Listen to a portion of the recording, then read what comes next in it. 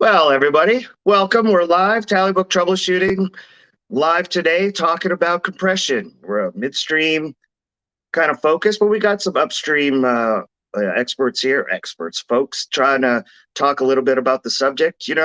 It's a subject I've wanted to do for a little while. As a guy who started in the upstream world, wireline, I was always driving by these big facilities, see these giant compressors. At least I thought they were compressors. I was at least dangerous enough to know that much about them, but I didn't really know why we had them, how they worked, what exactly was all going on with them. And I'd see them going down the road. These things could be massive sometimes. So I'm pretty excited now that I'm working in the midstream world to get to learn a little bit about this. So on with the show. I'm your host, Keith Stelter, trying to bring a little bit of positive PR and a little bit of knowledge now, trying to fit in where it, whatever subject we can. A few weeks ago, we had corrosion prevention. Now we're talking compression. If you have any great ideas out there for topics we should cover, don't hesitate to reach out and let's see if we can cover them. I'd love to have people on the show talk about the subjects.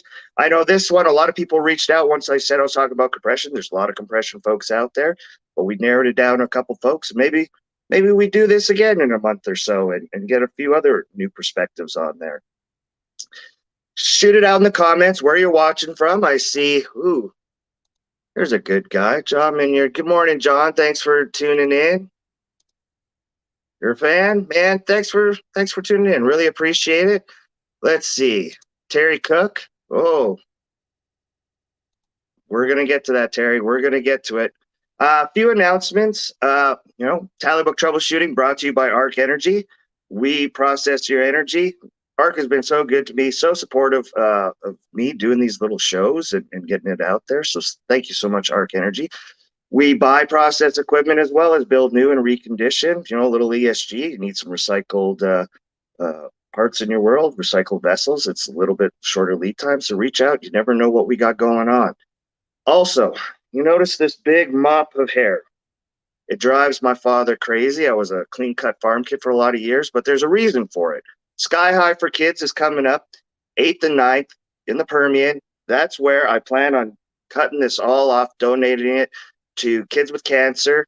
Sky High for Kids, if you don't know about it, reach out to me, reach out to Kelly Sutter. There's so many folks, Ben Samuels, Derek Clark, Jeff Ellis, a lot of great people out there that support that organization, raising money for kids with cancer and, other diseases as well. I think they're helping over 200, maybe I don't have the number right, over 200 kids just in West Texas right now. Let's see, who else we got tuning in here? Oh, Brandon Ford. Man, thanks for tuning in. Xavier, thank you, sir. I hope we live up to the expectations here. Grapevine, Texas. Haley, thanks for tuning in. Really appreciate it. Louise, Odessa. We're coming here. If I haven't mentioned it already, I live in Odessa, Texas, one of the heart of the Permian Basin. So it doesn't get any better than that. LinkedIn user. We love Sky High for Kids. LinkedIn user, let me know. I don't know why your name didn't come up, but let me know. Troy McCoy, man, you better have got your table. I'm already selling seats for it. We'll sell it. At least promising people that you have spaces at your table. They want to meet this Troy guy I keep talking about. Sonia, great to have you on. I hope Pay It Forward Friday was good to you. I hear you have a couple leads, perhaps, maybe some good news coming up. So best of luck, everybody. Wish Sonia good luck out there. Cristobal, man, he reached out. Cristobal also knows a thing or two about compression. Reached out last night, but we already had a lot of the speakers lined up. So maybe on the next one, we're going to get this going. Martin, Midland, yes, the heart of the Permian Basin. This is where all the action is. This is where all the really good people coming in from. A couple other little announcements. Speaking of goodwill, PR, great times, speaking about energy, LAGCO. LAGCO is going to be over in Lafayette, Louisiana later this year, October 19th, 20th, and 21st. Big energy festival. And we're not just talking oil and gas. We're talking hydrogen, CO2. They'll have solar. So if you want to expand from maybe your traditional client base, this is definitely the place to do it. Or if you've been curious about some of these other energies, definitely one of the places to be. Going to be a big party. Maybe you're in the Midland Basin, you originally worked you're originally from Louisiana. I know there's lots of folks here that have transplanted. Maybe it's a great excuse to go home and join the party. I don't know. Myself, and I'm hoping David Gibson, we're still trying to line up all the logistics. They're going to be bringing you all the media over the 3 days of the festival, right in the middle of the heart of everything. Going to be talking to a lot of great folks, energy, what they see as the future, what do they see as the challenges. So stay tuned. If you can't make it, you get to check us out online. And last but not least, if you're in the Permian Basin this week, you got to come to Tall City Brewing on Thursday night. We're going to have the Oil and Gas Workers Association. Shout out to them. They've been good to me. They're going to be trying to discuss some policies they're trying to get through to help ease the restrictions of some of the drilling. So come on down, support a great group of guys. Should be at least interesting night, if anything else. Who else we got here?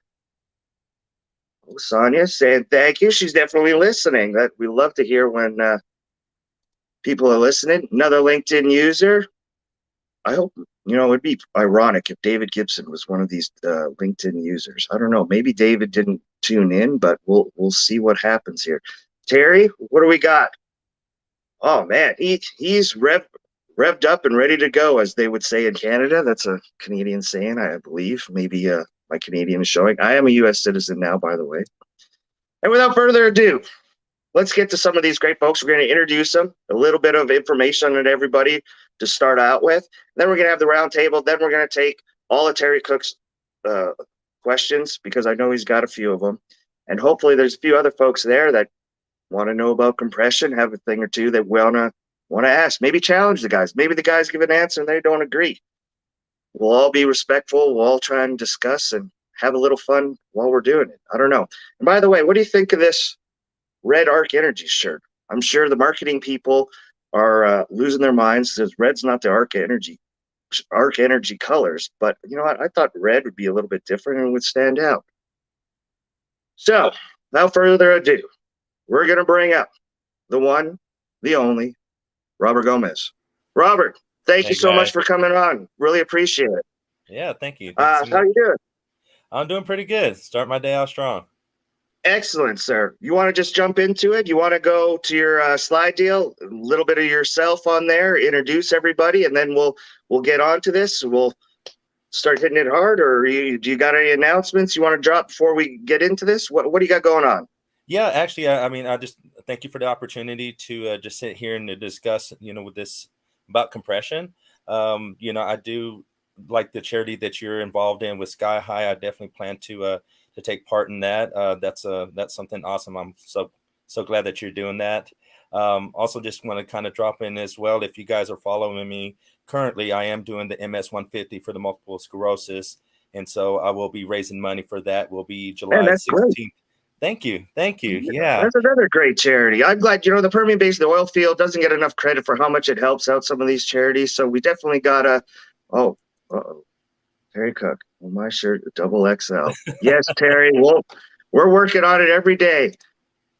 Ever Garcia, once again, thank you for tuning in. I actually asked Efren if he wanted to join us today. He didn't know if his schedule was going to allow it, so maybe next time we'll get you on, sir. Would really love to hear your opinion as well.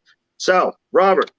Yes. I'm going to come off the screen, and I'm going to try and follow your cues to go through your PowerPoint. That sound like a plan? That sounds like a plan. Let's do it. Let's see.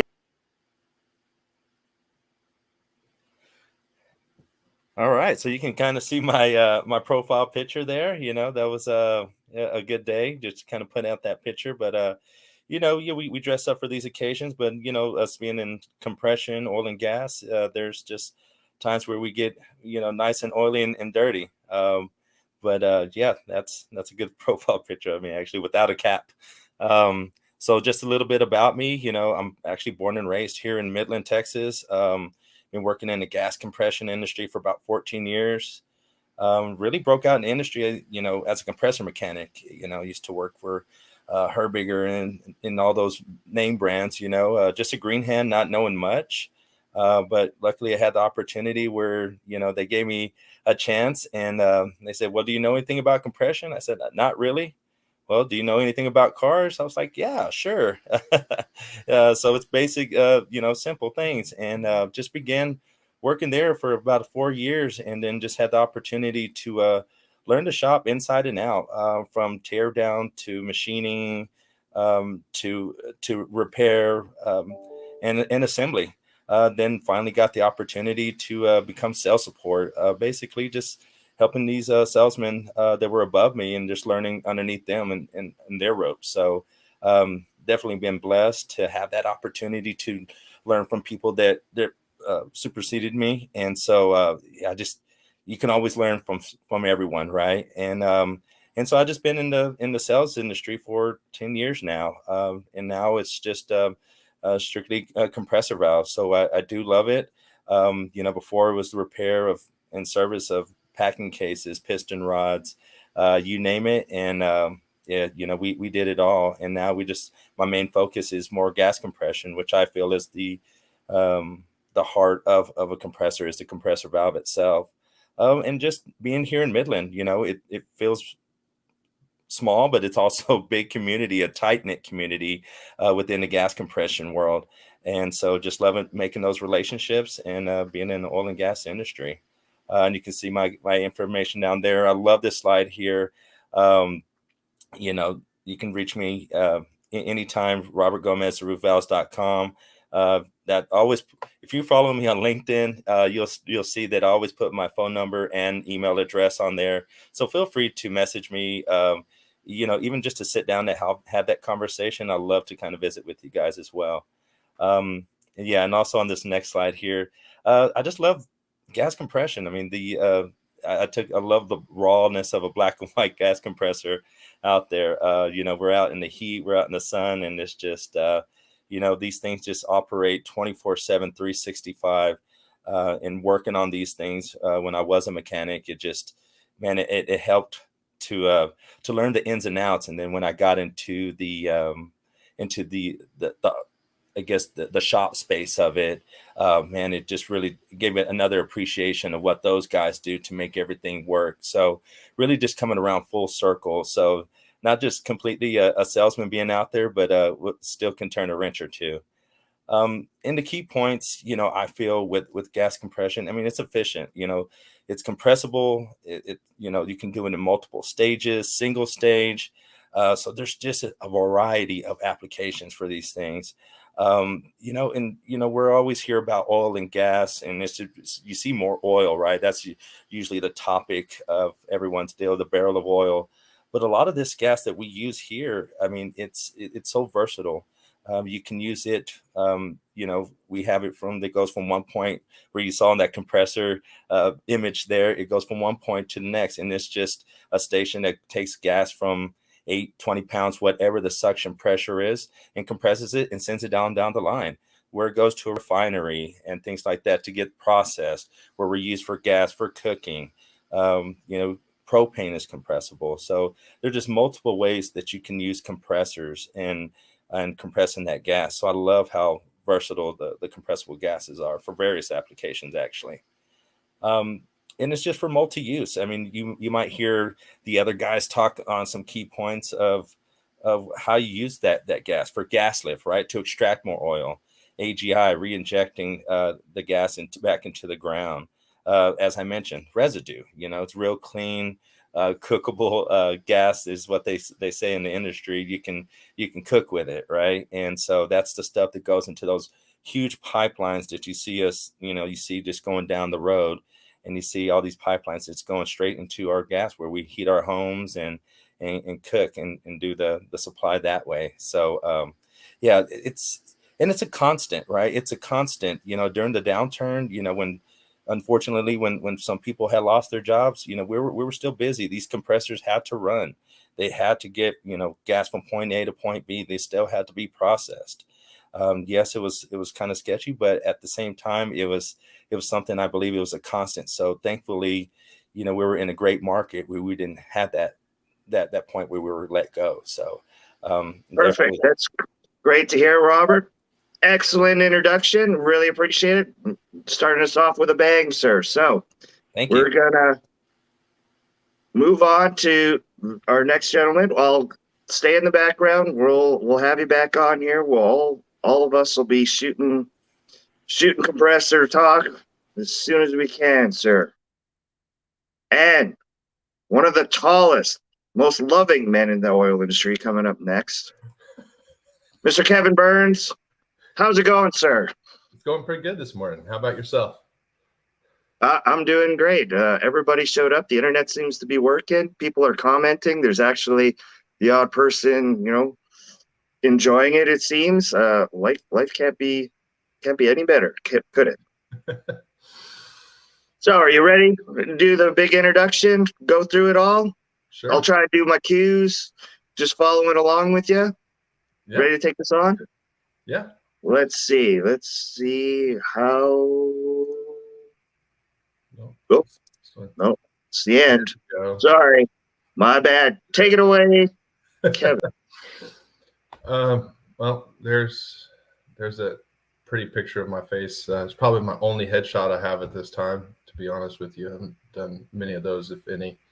Don't sell yourself short, man. You're a handsome, tall man. What? You're a father of 9, aren't you? Go with it, man. Tell everybody about yourself. You're a badass man. Yeah, 9 and 1 on the way. So 10 whole. That's awesome. You didn't see that post? You missed that post then. Man, you got to tag me in it next time. Take it away, sir. Sorry, I'm taking away your. So there I am in actually one of my favorite shirts. It's got little Texas logos all over that shirt. It's called Don't Mess. And I highly recommend those shirts. They're awesome. They're called Rowback. So check them out. A little bit about myself. I broke out in the industry working actually as an engineering tech while working on my engineering degree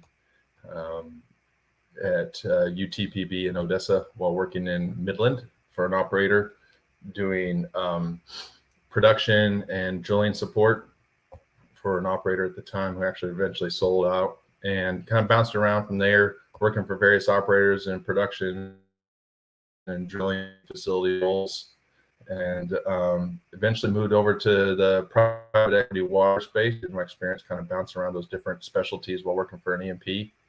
And you can go to the next slide, Keith, if you want. During that time, the PE water space was really great. Enjoyed that time. Actually, back up real quick. Facilities, this is when I first broke out in compression. Had a little bit of experience as an end user working the gas field. I remember there was a question about application for electric versus engine gas, actually a while ago. And I worked a gas field that we were actually doing co-production project there. And we were running ESPs in the water leg, and we were selling gas out of the gas cap. And we needed electric compression because we needed to sell all of our gas and not use it. So that'd be one specific application per the question earlier. I got to move out to Houston for a private equity water startup just before COVID. It's been pretty good. Actually just moved over to my first sales role in December 20 with Tops, because I was actually, my experience as an end user was as a customer of Tops. And I really enjoyed those guys, Brian and LD.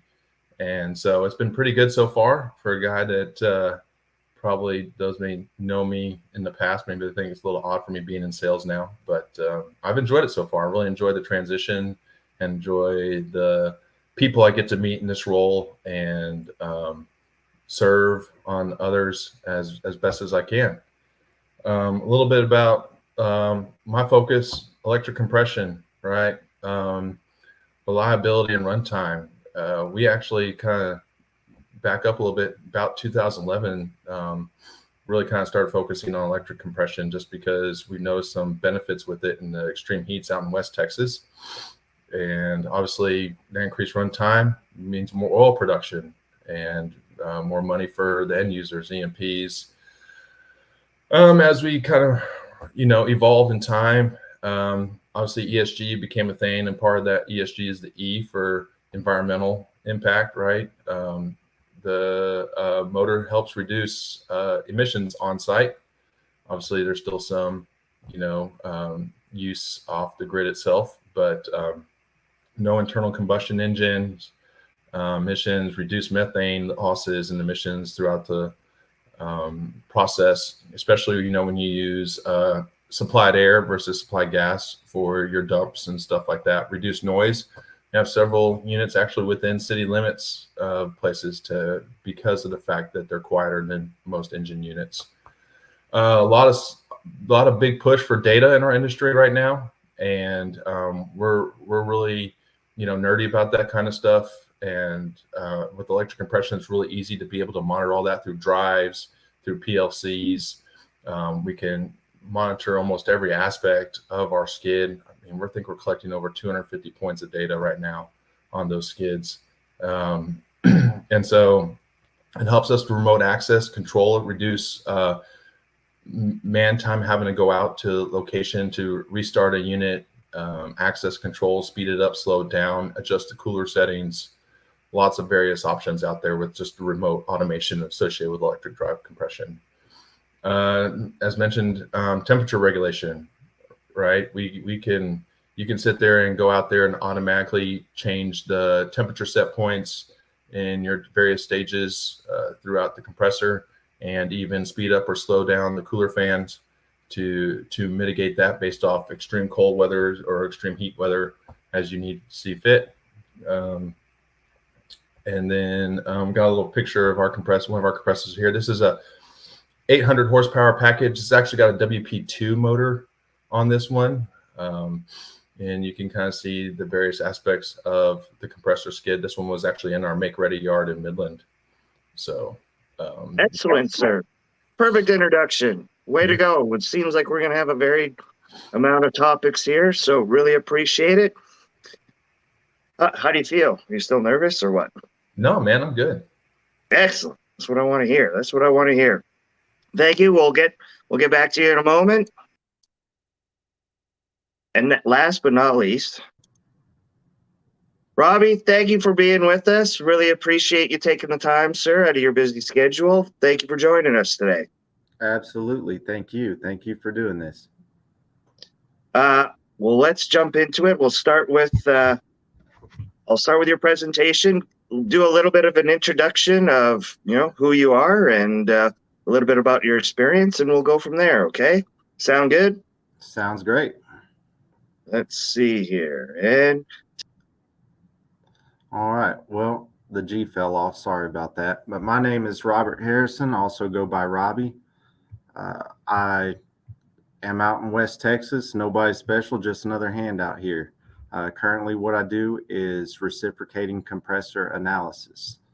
So I do the diagnostics and checks on engines and compressors. We're going to talk about history and application of them. I did a little research this weekend and saw some cool things. So the first compressor was actually you. It was your ancestors, and just simply blowing on a fire was some of the first application of compression. You exert gas at a slightly higher pressure than what it came in, and that was the first major use of it. And if you fast forward through time, then you can see things like blowpipes that the Egyptians used maybe to get closer to the fire. And then as time moved on, we developed bellows. So bellows appeared around the 5th century BC and remained the standard in compressed air production for the next 2 millennia. Even though bellows bear little resemblance to the modern day air compressor, they were capable of sustaining fires with enough heat to melt iron ores. Around 1500 BC, still on that last slide, I'll try to smoke through it. Around 1500 BC, the first foot-operated bellows appeared.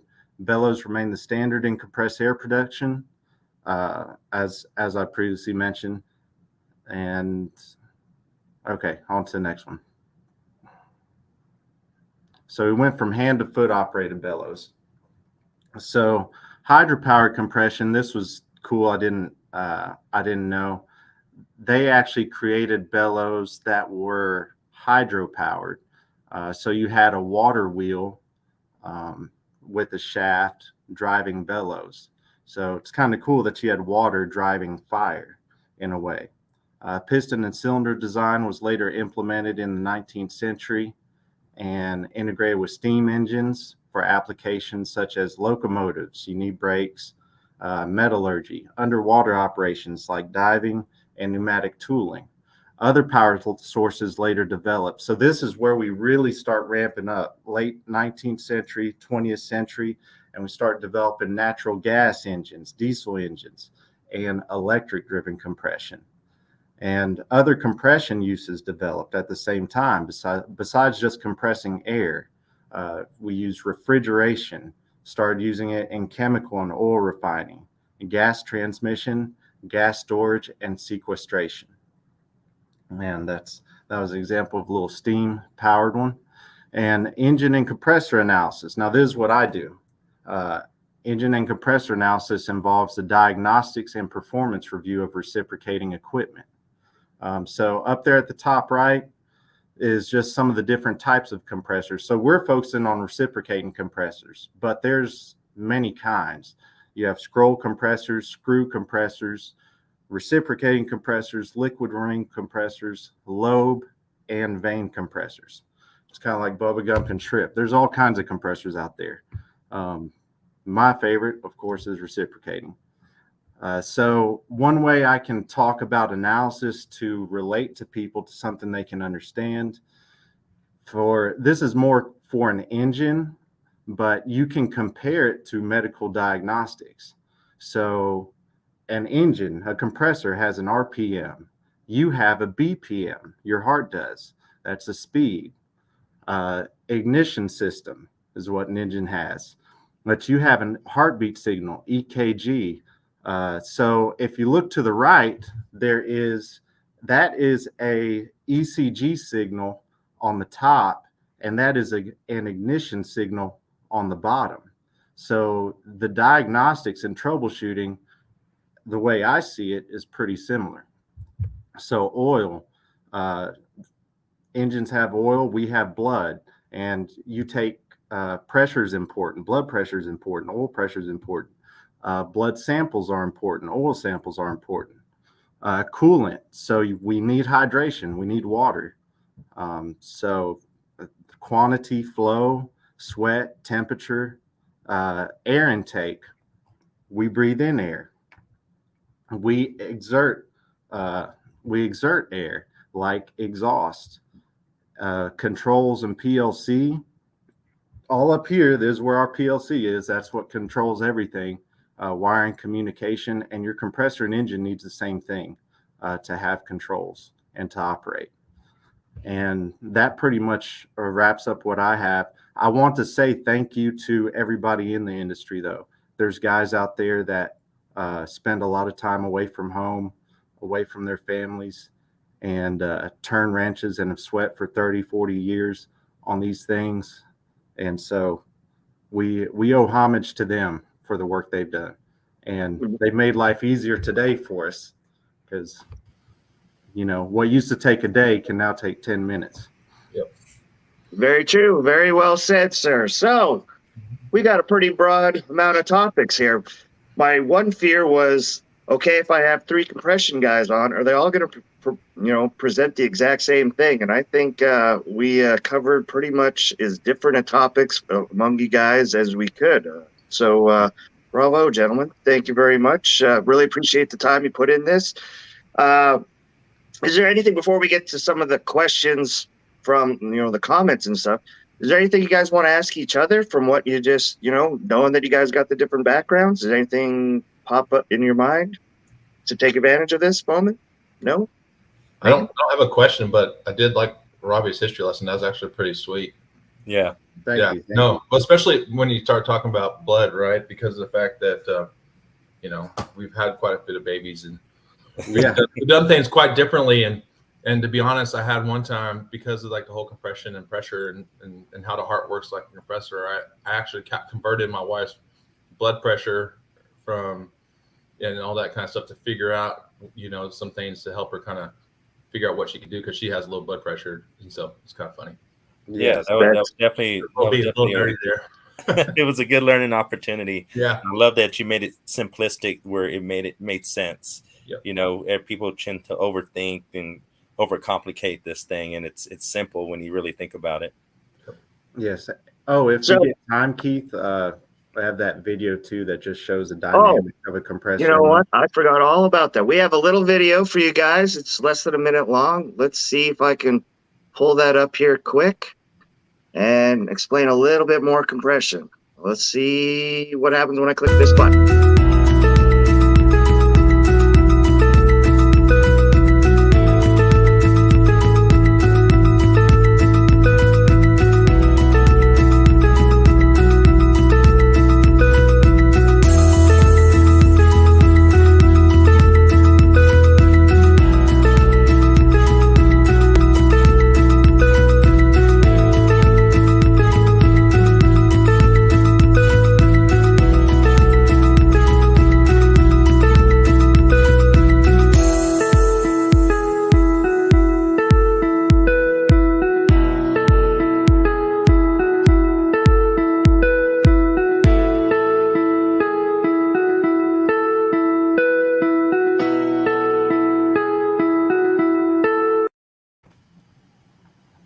So that That was comes pretty from Thank you, from sir. Ariel. I thank them for that little video, but it always makes it easier to visualize it. That's right. Yes, sir. That's right. It's all about learning. Today's all about learning, right? So, you know what? First question is going to be from me. All right. So, I'm driving down the road. I see the nice little battery with the compressor on it. What does that do? Explain that in a nutshell. What's going on there? Well, Anybody who wants to take it? Yeah, you're probably running into what I mentioned earlier, a field compressor, a compressor station. It's taking that gas in from point A to point B, whether that suction pressure is coming in 8 pounds, 20 pounds, 30 pounds, and depending on where it needs to travel to a refinery or maybe even to another compressor station to get a little bit further down, then it's going to vary on how many different stages that you're going to compress that gas to, either from 8 to 200 or from 8 to 100 and so forth. So you can have single stage or multi-stage units depending on what your objective is on those compressor stations. And What and then decides the objective? it depends Like on the what's- application between upstream and midstream, really, Keith, right? So in the upstream space, if you see a lot of compressors on the pad, it may be field gas lift compression. That's becoming a thing now where they centralize the gas lift facility and they send it out to the various well pads and do gas lift on the wells, whether it's conventional or high pressure gas lift. They may have smaller boosters at those well pads, which is being fed by the conventional gas lift at the facility. Or as Robert mentioned, it may be for sales to get into the sales line to send to a processing facility. Like, you have the what's now Delic plant out there in Big Spring, kind of something like that. I mean, that's not gas, but I'm just saying it sends to a midstream and then to a processing location as well. So it just depends on whether it's upstream or midstream application, what the purpose is for. Yeah. Okay. My next question would be, what would be the biggest difference between the upstream and the downstream application? Upstream is the lift, mostly to lift oil out of the ground. If you see those big facilities, other upstream applications, you may have VRUs or VRTs where they're trying to take the gas vapors off the top of the tanks or production tanks at the production battery, or to prevent gas from going to the flare line, and they compress it to get into the sales line. And then, like I said, gas lift. And midstream, like Robert said, is for sales, essentially, to get it to sales for processing for the various uses and applications. And typically at that point, it's got all your mixes in there. And then if you see it downstream of, say, a regional plant, gas plant, then it's conditionally just a compressor for straight methane. And then you may even see it for buyback.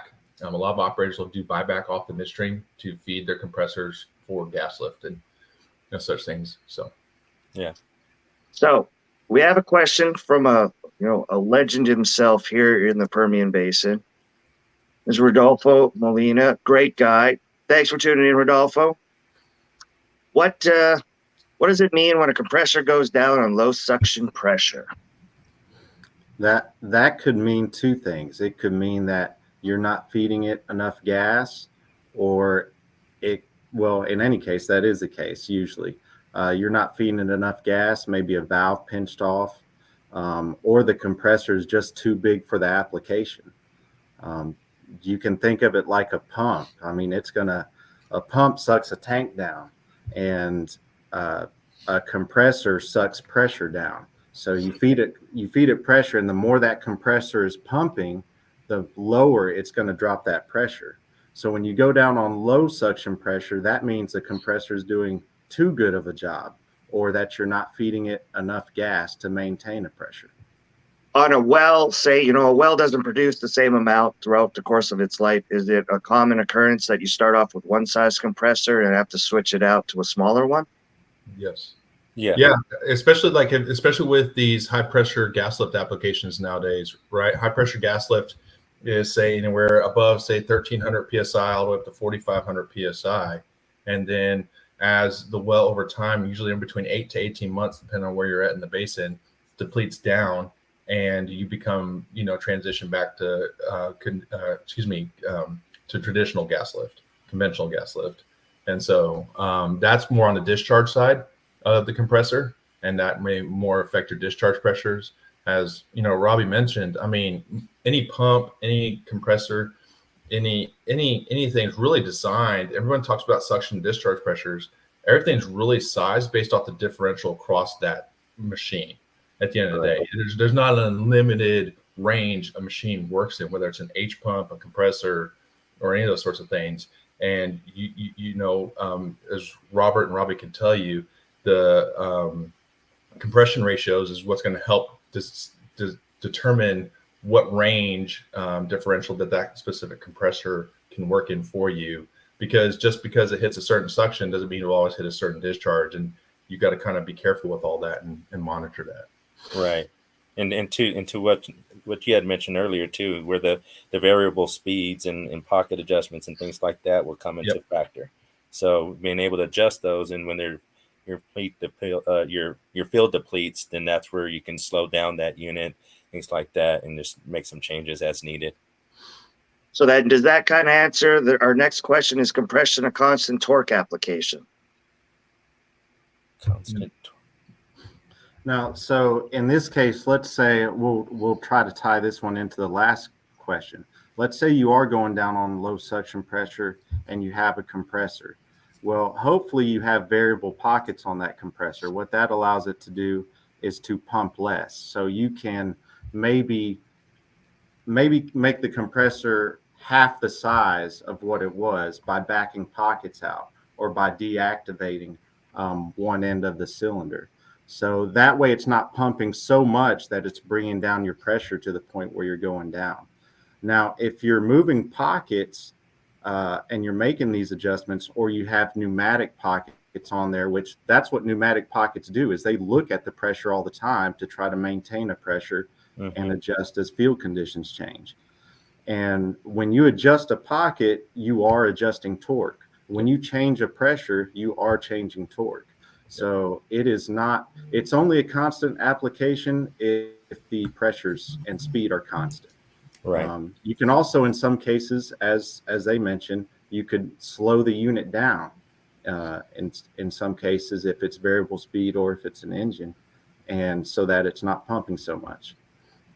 So Rodolfo kind of followed up his other question by this asking the static pressure on the compressor. So he was a drilling guy, now he's in production, so that's why he's kind of following up here. Does that did we kind of cover that already, Rodolfo? Let me know. The static pressure on the compressor, does that change with how much fluid is going through? Does that stay constant? How does that get applied?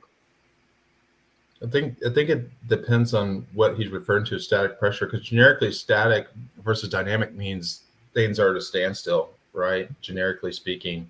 And so I need to probably have a better understand what he's trying to ask there. But, you can set compressors with controls based off a static suction pressure or a static discharge pressure versus just, say, a speed. And then the automation, obviously, just with technology way it's advancing in our industry, through the PLC and through the drive, can adjust all the other parameters on the skid for a fixed suction or a fixed discharge pressure I think that's where he's coming from, because I Yeah. like the same thing as an upstream guy. I'm trying to wrap my head around it as well. Another question here from Jose Vargas, great guy. What do you look for when selecting lubricants and coolants for compression engines? Where in the process setting up location does lubricants come into play? Is this an end user or is this the manufacturer's decision? Interesting question. Maybe the analytic guy knows that. Or the mechanic, the former mechanic. You wanna feel this one, Robert? Yeah, I mean, as far as selecting lubricants, I mean, all the compressors that I had worked on previously, it was all done by the manufacturer. The manufacturer had set it up in the whole design concept of the compressor. Depending on what size that compressor is, a different cooler can be a smaller cooler, bigger cooler. And so depending on what that coolant required for that cooler, that it could vary on that, if that's what he means there. Well, and then on lubricants, also something to think about is the composition of your gas, right? Because you have coolant lubricants with detergent and non-detergent diluent, and it can create some foaming applications if you're not careful as those lubricants mix with that gas. And so you got to be very careful about what you're selecting in your day tanks to feed through your lube pump and your lube system on that compressor. Perfect. I'd like to mention that Go there's ahead. two different lube systems too. You have your lube oil that's for your crankcase, your main bearings, your connecting rods, the heart of the machine. Then you have your cylinder lubrication, which requires a lot less. It comes in as a drip or at a much lesser rate than your frame does. And so they have different pressures, different flow rates. And so your lubrication to your cylinder usually just comes in like little 1/4-inch tubing. And that keeps your rings sealed, keeps your rings healthy, reduces friction, reduces heat. But both are very important. And I agree that usually manufacturer recommends which ones to use. But just like anything, you can try something else. Maybe you're trying to save money or something, but it's a gamble. Yeah. Excellent. Okay. Try that. Ooh, double click. Try this question on for size. This should start an argument. Which type of compressor is most efficient? Well, I mean, Kevin Burns. Let's go with Kevin Burns first. Kevin. There, you get first one. Well, I mean, it really depends on the application, right? I mean, especially as I'm going to say the rules of engagement industry evolve, right? I mean, historically, VRUs used to be these little taco stands out there that, would help capture the gas, but unfortunately, they're not as efficient from a emission standpoint anymore. And so you start seeing people go to, say, a smaller reciprocating compressor for the same application to reduce their emissions.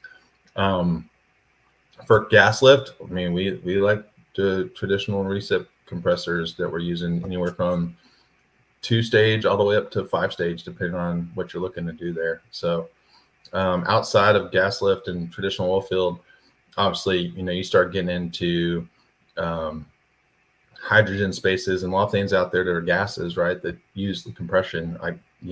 That's outside my wheelhouse, but it always depends on the application. So yeah, and I'll go a step forward also. When you had just mentioned the ESG, it also depends if it's an older unit. Like you said, I mean, there's just been so many advances now where a lot of these compressors are more efficient, just like your car. You think of it, right? Your car's becoming more fuel efficient, things like that. So they're just thinking of ways to make that compressor more efficient. I mean, there's leaders in the market that design compressors, and those thoughts of that. And so when we look at some of the older applications that, had jack bolt designs and, slow RPM, 400 RPM, and there's just a lot of valve losses, where we've actually tightened that up and developed those compressors to make them more efficient. It's just more in advances. So I don't think there's one more or over the other, but they definitely, in all aspects, have improved in efficiencies along the way. Excellent. Robbie, what do you say? What's your analysis? What have you, what does the data say? I agree with both of these guys. I agree a lot with Kevin on depending on application. I've seen one type of compressor fail in one application and do great in another application, and then vice versa. It's sometimes valves are that way. You think this valve will work in this application, and it has trouble when it's been hitting home runs for you all the time. There's you have to look at your conditions, and as Kevin said, there's a lot of variables. So there's no this is the best, this is what you use all the time. Every application is different. Excellent, sir. Excellent. Good feedback so far. It's nice. We got a few questions here. What do we got here?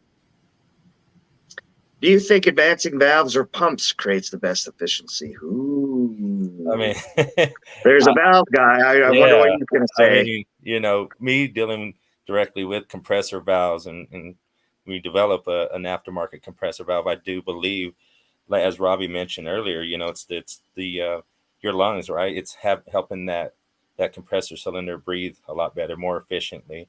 And so those advances in those compressor valves, again, like going from an older compressor to new compression, older style valves versus the newer style valves, I do see that there is that correlation with it. And to Robbie's point, there's some applications where, this is the better valve versus, another valve. There's so many different valve applications that you can use.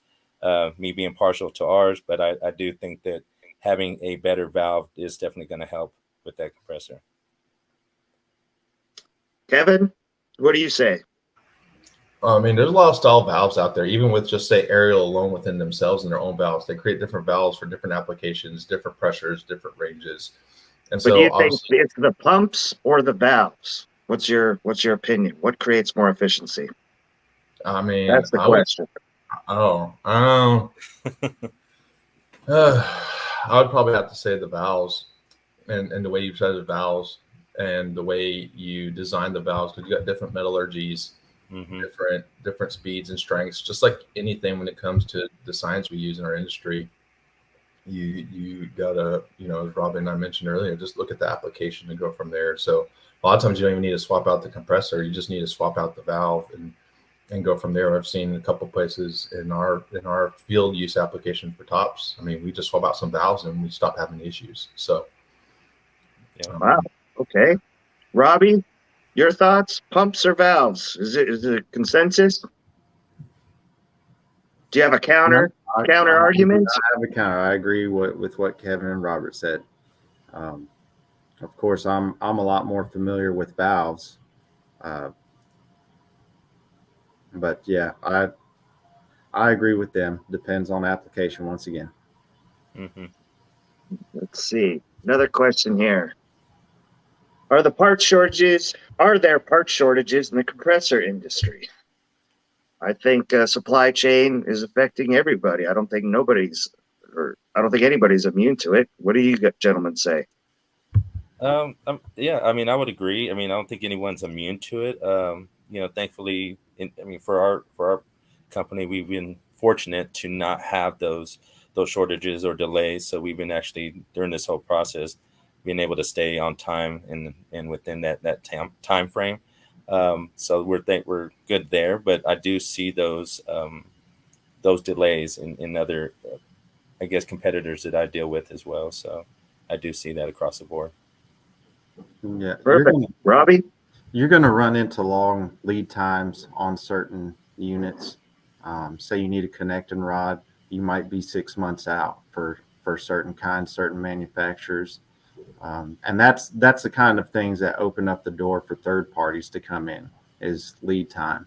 Because that was my next question, is if somebody can come to you and be like, look, we've done XYZ to address this, that to get a little bit longer or shorter lead times, significant, that'll get your attention. Oh yeah, Yes. Definitely in this industry. I mean, before it's just, when do you need it? Oh, yesterday, right? That's usually the answer. When do you need this? Yesterday. So definitely helping with lead times, and if you can stay within those lead times and versus your competitor, then yeah, you're definitely going to have an edge in the market for sure. I definitely think planning long term helps as well, right? If you partner with I'm going to say your EMP partners, and plan out, you can really mitigate a lot of those issues. I wouldn't necessarily say there are shortages, but there's just definitely some lead time issues more so than shortages. And I'd even say, honestly, probably more on the support side, on the I&E side for us than even on the mechanical side, as far as lead time issues go, especially with what's going on globally. And so, yeah, lead times would be a thing, but if you just plan out your business, you can definitely get ahead of it and mitigate those issues, and not try to, as Robert Gomez said, shoot from the hip and say, all right, now it's time to go buy a compressor. We need it tomorrow. Yeah. Nobody ever does that, do they? No. Never. No, never. Never ever happens, for sure. What I had a question and now I can't. We actually had some pretty good ones there. I'll add something to that. You're going to have problems with parts and older equipment.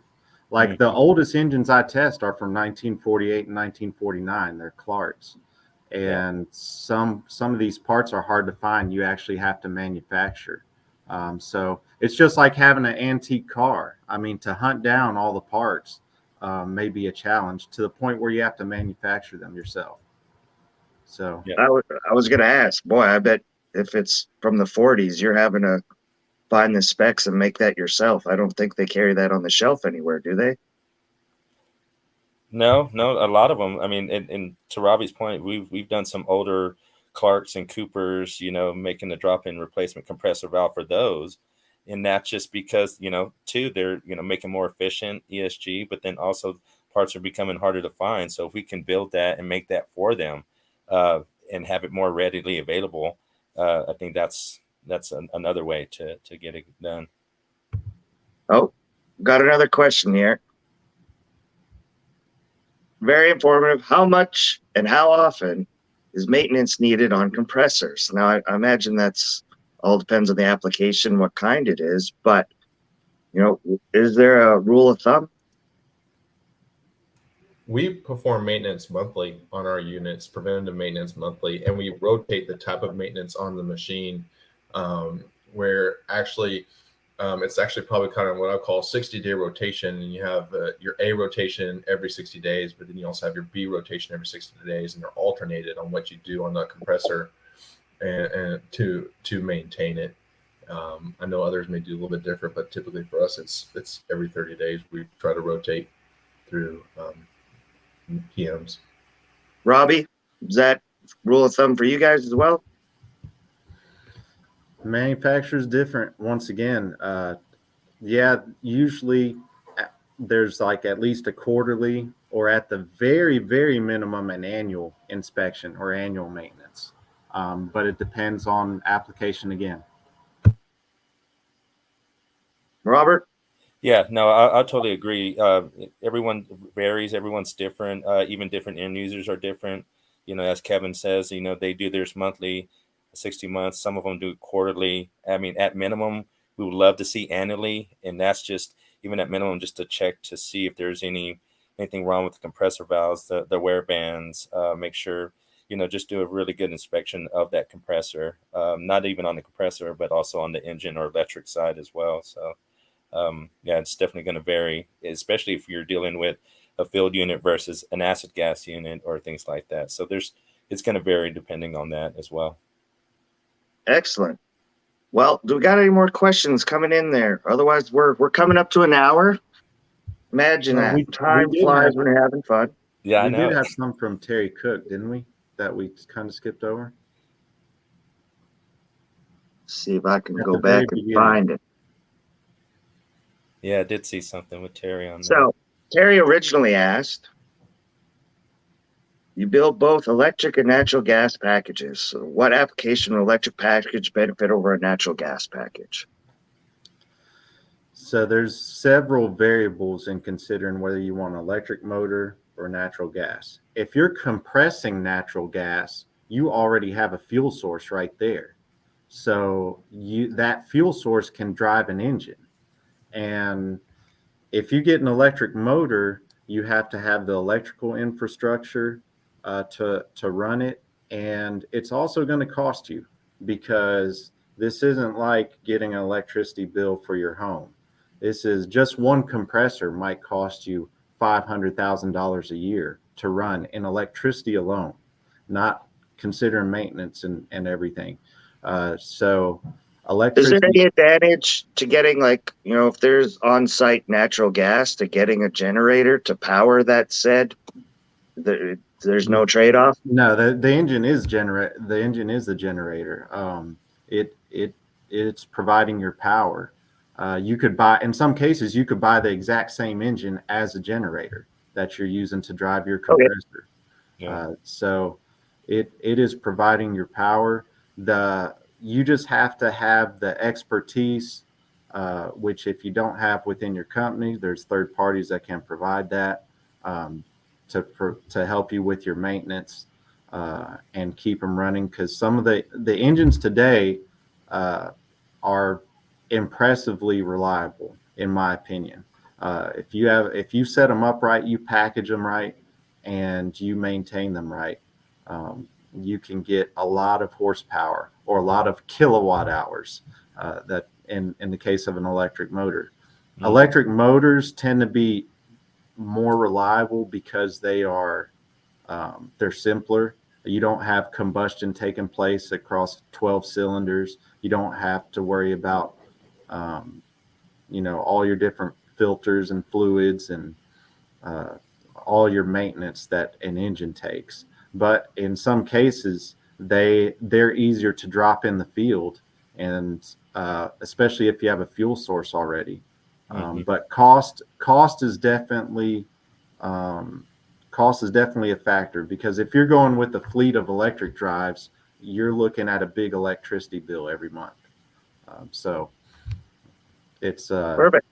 pluses and minuses. Terry also had this question. I don't know, maybe you guys, I think he's asking if one is smaller than the other. So typically, I mean, 3512, 3516 is honestly comparable to 1,000 to 1,500 horsepower skid. I don't know about half a city block, but they are definitely larger packages. But if you think about a 3512 and a 3516 compared to a smaller engine unit, or 1,000 to 1,500 horsepower compared to multiple smaller units, you're going to have less of a footprint on that pad, right? Because you got to take the whole package into consideration, not just the compressor and the skid itself, but the operators have to, or the midstream companies have to think about the cost and to put the dirt in together, all the extra plumbing, piping, electrical wiring, anything they have to do for multiple skids versus one skid. That skid's bigger than the smaller packages, but there's a lot less that has to be done for one unit versus multiple units. And there's a lot, it's bigger than, say, an 800 horsepower or 600 horsepower, but not so much bigger that you can't justify using one versus multiple in the smaller units.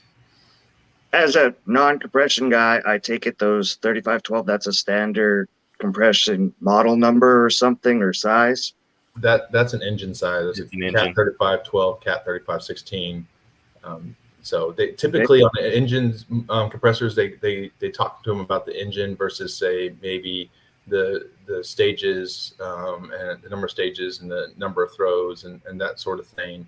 More so than, like, on the motor side, we tend to just, we have an 800 horsepower machine, but we tend to focus more on, this is an Ariel JGA4, 7.5 by 7.5 by 5.1/8 by 3 3/4. Those kinds of things. Just a nomenclature different people in oil field use based off what they're used to historically. Excellent. Yeah. When you recognized that, I knew it had to be something pretty standard that I just never heard of. So, okay, perfect. Gentlemen, man, I won't take up too much of your time. I know you're all busy, so I'll give you each a couple minutes at the end to wrap things up, maybe pitch a couple, whatever else you got going on here. Robbie, let's start with you. Close it up. Your closing statement, as some might say, I don't know. All right. So I will mention one thing I forgot about engines. If you do decide to go with an engine to drive your compressor instead of an electric motor, you do have emissions to worry about. So there's legal ramifications if you don't pass emissions. And so that's something that adds to the maintenance of the engine. But besides that, if you're having trouble with legacy units such as Clark's, Coopers, Ingersoll Rands, don't trash them, don't scrap them. Call me first. I'll help you out. Well, what can you? So you're going to analyze them and see how they can be saved then? Yeah, a lot of times they can't figure out, they're not passing emissions, or they're carboning up, like they're getting carbon in the ports, or they keep breaking valves or keep breaking bolts somewhere or something. Like and because just like a lot of the industry, a lot of guys have retired that had that knowledge with that industry. So there's a lot of younger guys who are missing that mentorship and training that kind of the previous generation got. So because they can't figure out what's wrong with the unit, they just decide to buy a completely new package, and maybe electric drive it because they couldn't figure out how to troubleshoot it. And it's kind of sad because those old antiques, like I said, they're like old cars. They're beautiful machines, and they're built stout. Most of the time, in my opinion, it's people can't figure out how to solve some of their problems. But yeah, if you have trouble with an engine or compressor, maybe you're going down on low suction pressure, maybe your engine is overloaded, you can get an analyst out to verify what's going on. Is it consuming too much horsepower? Is it not sized to what the manufacturer said it was sized to? There's all kinds of troubleshooting scenarios, a million different troubleshooting scenarios you can run into. So would you consider that? So at ARC, we recondition a lot of vessels. We take the old and we make it usable again and give you that nice warranty. And it's part of our ESG push. So Robbie, with doing that with compressors, what do you call that? A reconditioned compressor after you've done troubleshooting it? What do you have a particular name? Is there? No, you can revamp a compressor where you change cylinder sizes and stuff like that. You might change cylinders on it. It may be considered an upgrade. I've seen people go from a 5-inch stroke unit to a 6-inch stroke unit. Basically, most of the time you're revamping a unit, it's to move more gas. To move less gas, there's different things you can do to adjust it without getting crazy. What I do is just analysis. If you're just changing pressures and stuff like that, that's just changing conditions. And if you're just going to look at it and troubleshoot it, that's generally analysis. And but yeah, I enjoy tuning them in. They're awesome machines. Excellent, sir. Well, thank you very much for taking the time to join us. I know I learned a lot. Kevin, take it away. What do you got else you got going on? Tell us a little bit more tops. What's your closing statement? What do you want us to know? Well, I mean, just thanks for having me on first off, but yeah, definitely. I'm kind of want to add a little bit to Robbie. I mean, data. I mean, whether you got an old school mechanical unit sitting out there that has not a single driver, a single electrical piece of equipment on there, or a newer unit like we have out there, these aerial smart compressors with over 250 points of data and a drive on there. Always look at the data. Those machines will tell you something, whether it's mechanically or digitally. It'll tell you something, and get good people out there to help you. Fortunate enough to have some great field guys on our team, which makes my life easy, and they're able to do both the mechanical and electrical part of the machines, which helps. So excellent, sir. Appreciate your time. Thanks for coming on once again. I enjoyed it. And Robert, we started with you. We're going to close it up with you, sir. Take it away. Yeah. Well, thank you guys, Keith, Kevin, Robbie, just for joining in. Definitely love the feedback that you guys gave today. As both of them said, Robbie said, don't chunk away if you're having issues or things like that. Specifically, I guess with valve issues. I mean, of course, I'm the valve guy. Definitely reach out to me. There's not a one fix all, but definitely, gathering data points like Kevin had mentioned, getting history on those units and what's actually causing these units to fail. And, Robbie can help with that to get those and see where you can improve on that. And then, with Kevin, having him get on there and, offering certain packages that can, benefit your certain application. And then, with ours comes full circle, right? If there's valves that you need and it's maybe not as efficient as you'd like or as reliable, then, we're here to make those drop-in replacements for those compressors. So whether it be an old Cooper or Clark or these new Ariels. So yeah, we're definitely here for you guys. Perfect, gentlemen. Once again, thank you very much. And everybody out there, thank you for tuning in and watching. Some great comments, some great questions. We're going to close it up. Gentlemen, don't go away. Stay in the backyard, the stage area. After I close up the show here, we'll have a quick little chat. Robbie, what else you got? One more thing. I do have to say thank you once again, Keith, for doing this. And what you guys do is very, very important. Those vessels, those dehighs, that stuff, that keeps the liquids, keeps the trash out of your unit. The money is on the way. Yes. I had to get a little promotion. Thank you, sir, very much. Everybody, once again, Tally Book Troubleshooting. Check out Sky High for Kids, LAGCO in October. This Thursday in the Permian, Tall City Brewing Company. Check out the little event we got going on. And until next time, everybody, that's how you troubleshoot. Bye, guys.